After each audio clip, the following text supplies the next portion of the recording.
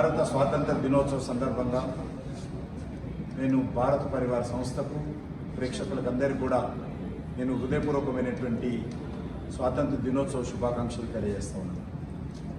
మన దేశ అభివృద్ధి కోసం మనమందరం కూడా ఐక్యమత్యంతో కష్టపడి ప్రపంచంలో భారతదేశాన్ని ఒక శక్తిశాలి దేశంగా రూపొందించడం కోసం మనందరం ముందుకు రావాల్సిందిగా ఈ సందర్భంగా అందరికీ మనవి చేస్తాం.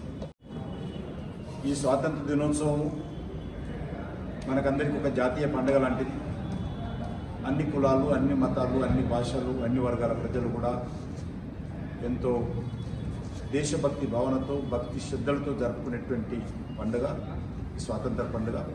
దీన్ని అందరం కూడా ఈ పండుగ సందర్భంగా మీ ఇళ్ల మీద జాతీయ పతాకాలు ఎగరవేయాల్సిందిగా మనవి చేస్తాం.